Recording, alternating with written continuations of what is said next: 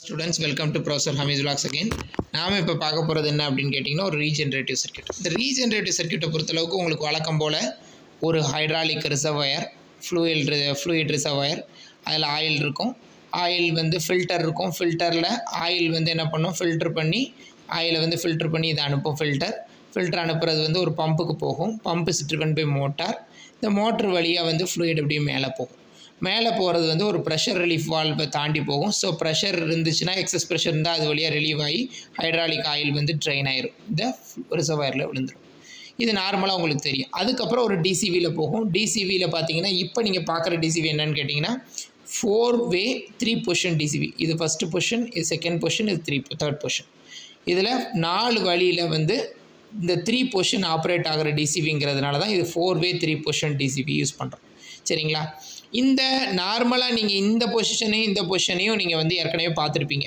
உங்களுக்கு தெரியும் இந்த பொசிஷனில் உள்ள ஃப்ளூயிட் போகும்போது எக்ஸ்டென்ஷன் நடக்கும், அப்புறம் ரிட்டர்ன் வரும்போது ட்ரெயின் ஆயிரும்.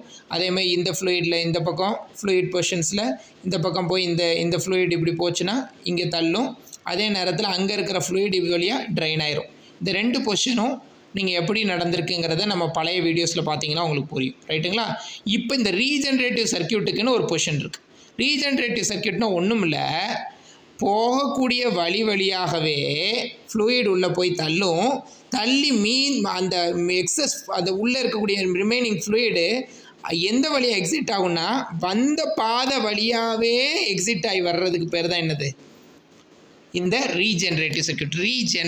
ரீஜென்ரேஷன் என்னென்னா ஃப்ளூயிட் எந்த பாதை வழியாக போச்சோ, இப்போ பாருங்கள் ஃப்ளூயிட் இப்படி பம்ப் பண்ணி மேலே போகுதா, பம்ப் பண்ணி நேராக போய் இப்படி போய் சிலிண்டருடைய பிஸ்டனுடைய இந்த சைடு போய் நமக்கு இந்த சைடு எக்ஸ்டென்ஷன் நடக்கும். ஃப்ளூயிட் இப்படி போய் எக்ஸ்டென்ஷன் நடக்கும். ரைட்டுங்களா? இது எக்ஸ்டென்ஷன் நடக்கும்.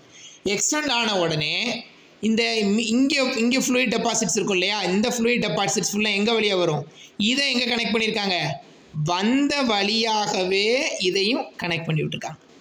ஏன்னா இது வழியாக ட்ரெயின் ஆகட்டுங்கிறதுக்காக. ரைட்டுங்களா?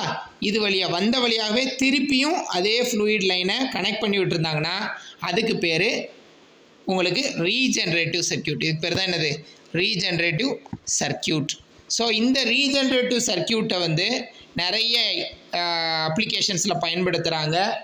இந்த ரீஜென்ரேட்டிவ் சர்க்யூட்டை பார்த்தீங்கன்னா எக்ஸாம்பிள் பார்த்தீங்கன்னா எக்ஸ்கவேட்டர்ஸில், அதே மாதிரி பார்த்தீங்கன்னா ஃபோர்க்லிஃப்ட் ஆப்ரேஷன்ஸ் எல்லாம் பயன்படுத்துகிறாங்க. Forklift operations,